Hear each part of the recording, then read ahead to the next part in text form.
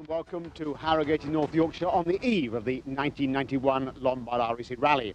Tomorrow morning, just before 8 o'clock, 161 competitors will begin to roll out of here for the start of the 14th and arguably the toughest round of the World Rally Championship, the one that will decide this year the driver's title.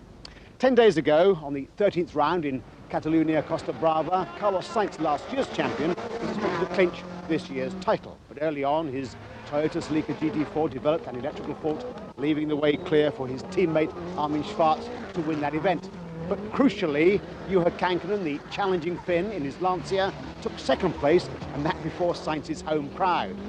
So now the stage is set for the two great rivals to battle it out in the forests of Britain. Because that second place put Kankkunen ahead in the Drivers' Championship. And the Finn's current 7-point lead means that Sainz must finish in the top 5 and ahead of Juha to retain his title. With this daunting challenge clearly in mind, Sainz immediately flew to Britain, leaving the rest to fight it out in the Catalan hills. He began testing and practicing in the forests of Wales and northern England, and it was there that Tony Mason managed to catch up with him. Carlos, things are very dramatic in England, a bit early for the rally. Yeah, I think I was not so lucky in Spain. And this is the actual car that was in Spain on the Catalunya Rally. We decided straight away after I retired to prepare as much better as possible this rally, because for us it's very important, as you can imagine. It's everything, isn't it? The championship. Exactly. The season started very well for you, Carlos. Yeah, Monte Carlo was quite competitive rally, and then we could win in the last stage when Delecour has his problem. I think we go through Portugal. It was also nice winning there with Oriol, very tight. The same in Corsica. It has been really quite tight, all the victories in the year. The Thousand Lakes in Finland, things went really wrong there.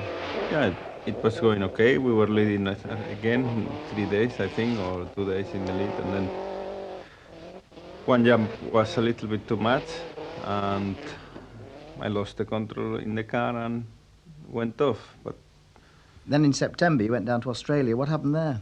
Yeah, again the rally was going quite okay, and then suddenly we came to this parking area, and we put for the first time a very hot slicks.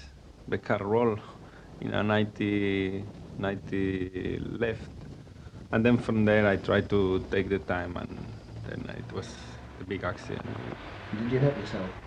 I have still some problems with the neck. I have hit the ground 3 times with the head, but luckily nothing happened, and I have some pain still, but I hope in a few months it will be definitely better. Do you ever worry about the dangers of rallying? I know what I am doing. I think I'm professional. I know it's for sure playing golf is safer than doing any kind of motorsport activity. So the professionals we know, and we try to do our best. How do you see the threat of Juha Kankkunen on this rally? Juha has been maybe the fastest driver in RAC for many years, and he's very good in RAC Rally. I mean, it's very clear that he is one of the best drivers in the world, and especially in RAC Rally he's very good. But what can I do? I have to try.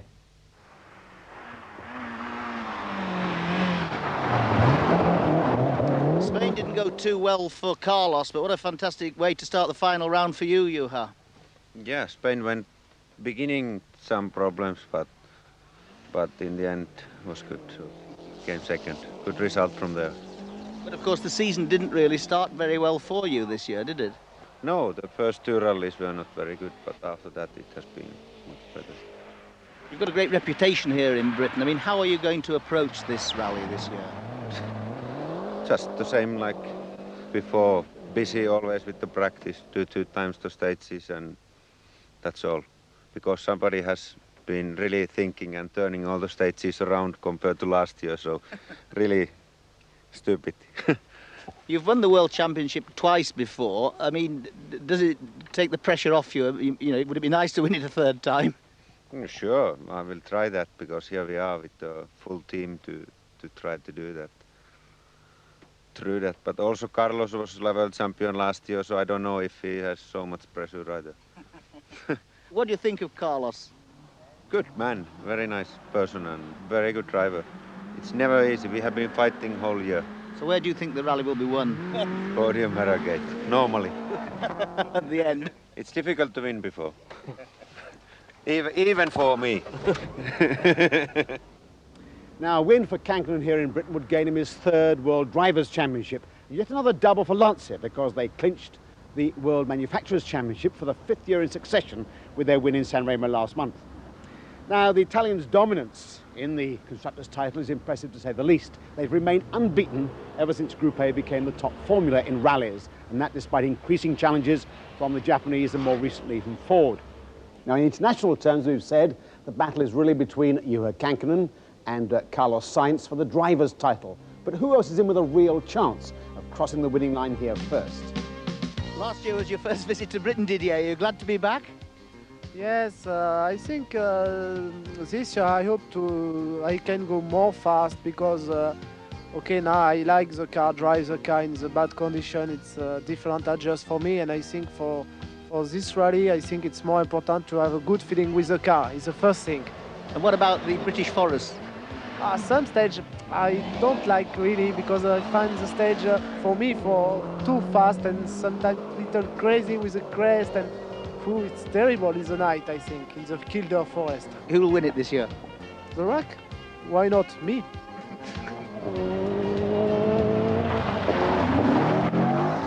Marco, this is your last drive for Subaru. How do you regard this rally? Well, you know, I have been only one in very nice memory in my win in '88, and you know, I leading so many years, and I go in Kildare. Normally I lost everything, and I hope this year I drive a little bit more slowly and carefully in Kildare. Next year you move to Toyota, so this last drive for Subaru, how are you going to go on the rally? Flat out, it's only way.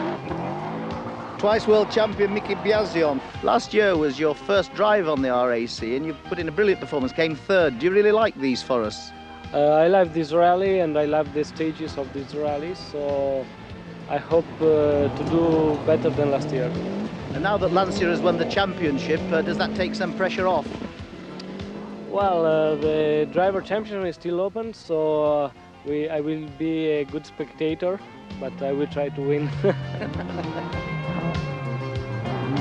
You know you've got the BBC Top Gear camera in your car this year, and you know what's happened the last 2 years? No, I don't know, but I heard that I will have camera. What happened last two years? That I don't know. Well, the last 2 years it was with the winner. Let's hope this year same. Harry, an old favourite, but back in a new team. It's an interesting team. Marco Allen on his last drive for Subaru, you on your first, and of course Colin McRae. What sort of team orders are there? None whatsoever. They don't seem to work in Formula One, and definitely they don't work in rallying at all. And all I can say that we have got a very, very good team, and young Colin is really good prospects for this country. And your first impressions of the car? Very good, very good. It will be a good car, and I'm happy to be in the team. The man who's won the Lombard RAC more than anyone else 4 times, back again, Hannu. You've seen a few changes over the years. Oh, it has been changed quite a lot, you know. Now we do the practice. That time we didn't even have arrows in the forest, you know. So, you know, no warning, nothing. It was really exciting to go through Kildare and those places without any warning signs or anything. Which part of the route do you like best? Wales, and also for Lake District roads, those are very drivable. Kildare and York, it's a lot of long straights and 90-degree bends. Wales, I should say, there is the best road. Anyway, it's great to see you back again. Okay, thank you.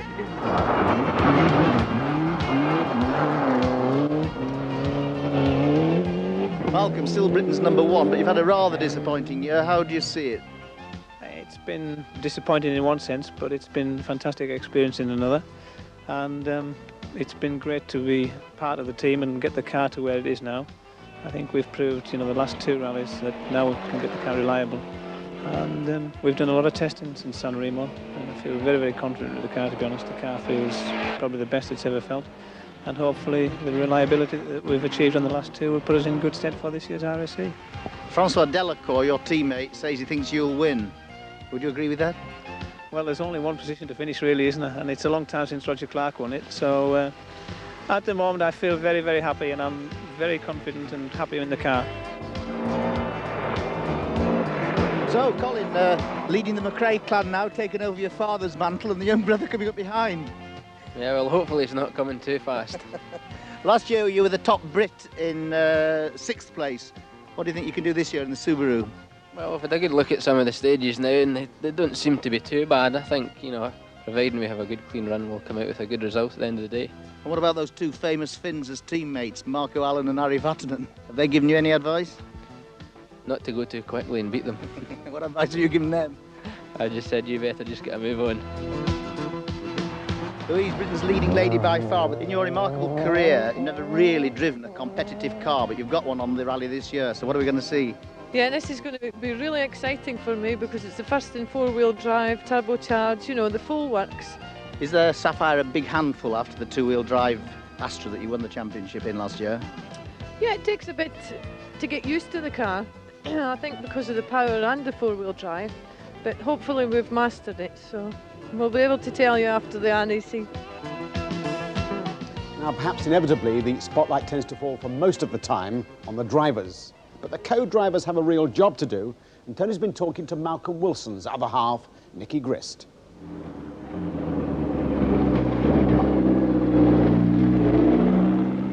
You're in the wrong seat, Nicky. Yes, I do drive occasionally, but only on the road sections. Normally to give Malcolm a little bit of rest when we have a very long road section very early in the morning. Just gives him a little bit longer just to close his eyes and just think about the job in hand. What does Malcolm think of your driving? No comment. But you wouldn't be allowed to drive on a special stage, would you? No. It's a FISA regulation where only the #1 driver can actually drive on a stage. Of course, you still have plenty of work to do as a navigator between the stages. Yes, I mean, we're all aware of the stuff that we do in the stage. Out of the stage, obviously, it's making sure that we're on the right route, choosing our tyre choices, making sure that the right vehicles have the right tyres, and also that I have just the right amount of fuel. What about the timekeeping during the rally between the stages? That's very important, surely. Yes, I mean, we always have a time schedule to keep to. I have to be at the next control on time, or I will be penalised for every minute I'm late. And the penalties will actually go on to our stage times. Great, now tell me all about this paraphernalia I've been clutching on my knee. Right, this is something that we've been compiling back at Boreham for the last 5 weeks. There's 4 of us. It gives us all the tyre choices, the hotels where we're staying at, the fuel consumption that we need, and the exact locations of the service points. So we all know exactly where to be and when. And this, of course, is the road book. Yes, this is important for me. This tells me exactly which route to take. As you can see, starting at the top, this is actually the stop line of the stage. The next diagram leads me to a T-junction. We turn left, which then gives me the service point number, the relevant vehicles that are going to be there, the actual fuel that we need, and the service time that I have available. And these are the interval and total mileages. This actually tells me the distance between each of these diagrams and also the total mileage we've covered, which actually my special computer, trip meter computer on the door, gives me all this relevant information. Right, you better come and show me how that works then. Right, fine. Okay, now here we have the interval mileage, which I can reset at every junction, and here I have the total mileage, which runs all the time. I also have the speedometer, which also shows in the top left-hand corner. We don't want to get booked for speeding. And the time of day, which is set to rally time. I also have the fuel gauge, which obviously is very important, and a pilot, which gives me the average speed, so I know whether I'm on time or not. Right, and back to the paperwork. We know about the Ordnance Survey maps, but what about these pace notes?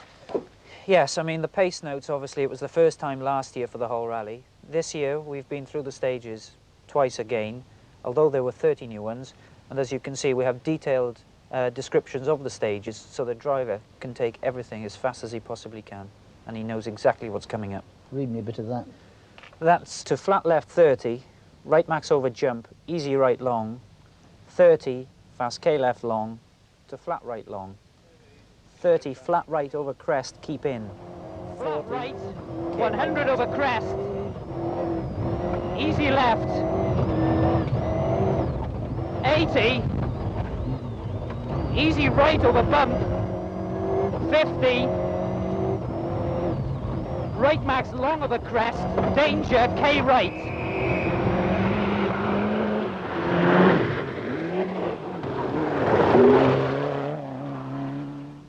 The RAC Rally began, of course, over 60 years ago. It acquired its present title in 1974, but very much more than that has changed over the years, as the clerk of the course and rally manager for the RAC Motorsports Association, Malcolm Neal, has been telling us. Back in the early days, Malcolm, the RAC, as it was then, of course, was very much a clubman's rally, wasn't it? Yes, I mean, there was a vast amount of amateurs or part amateurs who did the event every year, and of course they ran the event from many different starting points, and it was a long, I think, 5, 6, 7-day tour around England, Scotland and Wales, using all the best and most difficult roads to drive upon. And of course it suited the cars of the time. What was the big change that drove the rally into the forests? There was two things that drove it into the forest. Firstly was the technology. I mean, cars became more reliable, tires became very much more reliable, and perhaps one of the most fundamental things was the development of the disc brake, which meant that a car could continuously stop after a lot of heavy applications of braking, when previously, if you put it 2 or 3 hard applications, the car would then sail gracefully onwards at undiminished speed. European events were all being run on closed public roads over special tests, special stages up and down Alps, whilst the RAC Rally was still mainly navigation and driving tests with the odd little racing circuit put in around England. And the event was not as popular as a European-style event, and the need for change was there. And the two major changes in the Lombard RAC Rally over the years have been, first, the move into the forests, and secondly, last year, the change on to allowing the competitors to pre-reconnoitre the route and reduce pace notes. That's been a very fundamental change. And also, with the performance of the cars we have today, I mean, they are frighteningly quick between corners. Four-wheel drive, turbocharging, better tyres, better brakes still, means the cars can accelerate very rapidly and stop very rapidly. They require an immense amount of concentration to drive competitively for long periods of time, and the sheer physical effort in driving at the pace required to remain competitive is much, much higher, and therefore you cannot expect people safely to continue driving all day and all night as they used to do. Do you think that safety has been radically improved? We have certainly made substantial inroads into rallying safety. The cars are much safer than they were, and the drivers are now properly dressed. Special stages are selected with those things in mind. We have certainly improved our marshalling, so that spectators are kept well separate from the rally. It's something that's never perfect. You must never ever stop thinking about it, and spectators aren't watching the rally, you must never ever stop thinking about it. But we are getting better. Very much better than we were maybe 7 or 8 years ago. And you believe the event is as tough a test now as it ever was? Well, very much so. I mean, the appeal of the event is, to all competitors, is considerable. I mean, to many of the clubmen doing this rally, this would be the pinnacle of their motorsporting career, maybe something they'll remember for the rest of their lives. To do the Lombard RAC Rally once and to finish it is a tremendous achievement for any participant in any sport. Those clubmen, of course, meet and compete throughout the year in national events in the hope that when November comes round, they can rub shoulders with the stars, the Arlennes, Biasions and Vartaners of this world. Tony's been to Wolverhampton to meet some of these grassroots enthusiasts.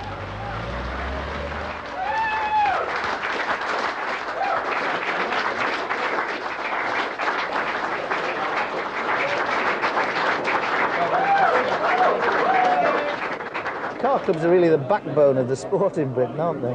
Oh yes, absolutely. Club evenings vary from just everybody gathering around having a chat. We have video evenings. We have the Foxy's Phantom Photo Quiz, which is there up on the wall. Just a little quiz. We're organising a race evening where we shall show videos and people can have a little bet as to who's going to win which race, that sort of thing. We have guest speakers come along, like yourself, Tony, when you came along to see us. What's the club's involvement in the Lombard RAC? Within our club, we have got probably half a dozen people who are RAC recognised stage commanders. as you can appreciate, there's many safety aspects involved in running the stage. You've only got to have one junction that's open where a non-competing car can actually get onto the stage, and potentially you've got a big accident waiting to happen. We'll be marshalling on 2 stages this year. The first one will be on the Sunday in Sutton Park, which is obviously very popular because loads and loads of spectators want to see that.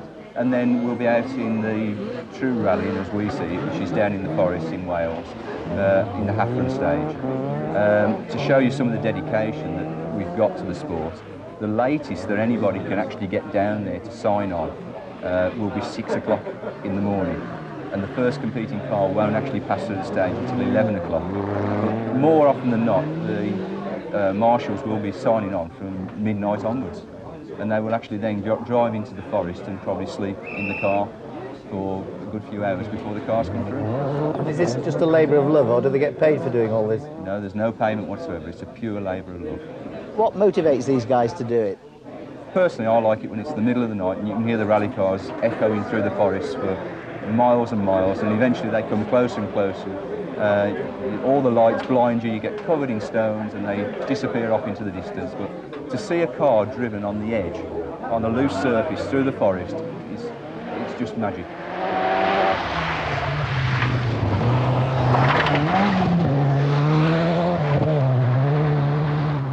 So, the 2 great white hopes of the club, what are your chances? I'm really looking forward to it this year, Tony, and hopefully we'll have a good result.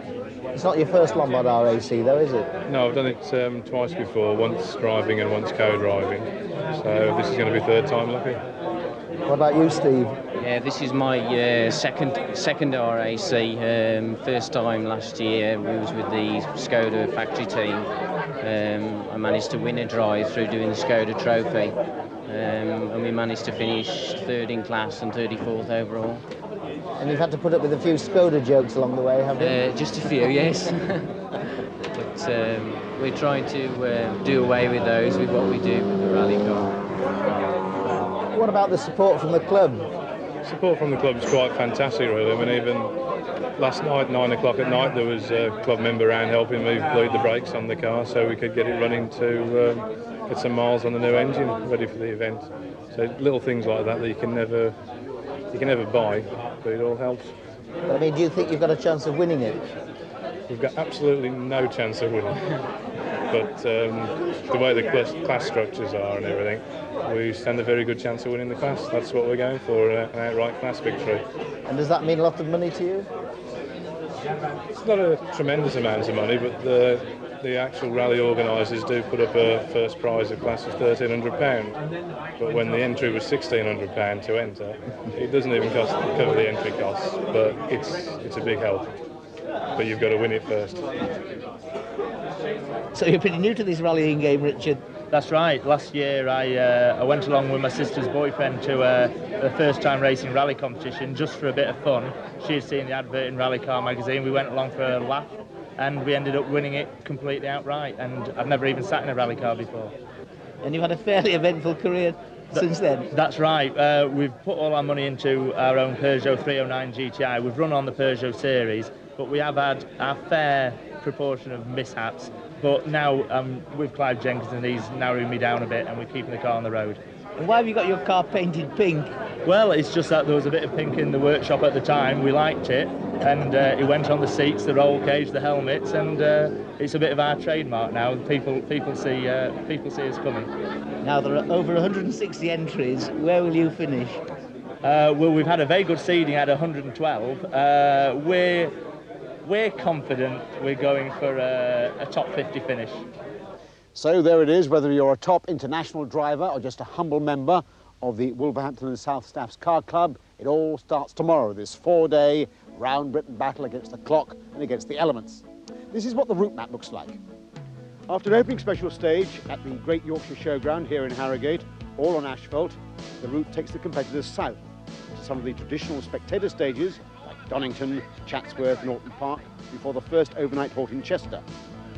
Day 2 takes the event back into the Welsh Forests after last year's break, with 12 tough gravel stages before a halt again in Chester.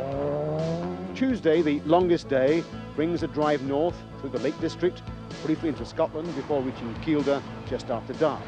Then the survivors trek back to Harrogate. After a not too early start, they set off on the last day for the 4 North Yorkshire stages before the early evening finish in Harrogate.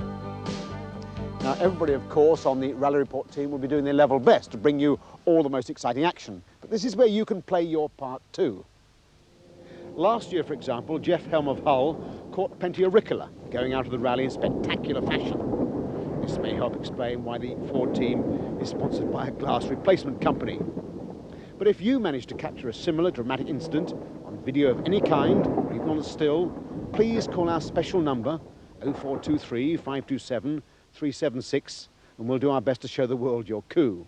That's 0423 527 376 if you have a video or a spectacular still. Now, in addition to our usual team of Alan Douglas and Tony Mason, we have the immense pleasure this year of welcoming on board no less a person than Russell Brooks himself, who's been competing in this rally without a break since 1968. Russell, it must seem very strange standing on the sidelines this year. It is. You must remember, of course, the last time I spectated on the RAC Rally, Bengt Soderstrom won it in a Lotus Cortina, and that's a long time ago. Now, your mind must be full of all kinds of memories of this particular rally. What would you say is your high point?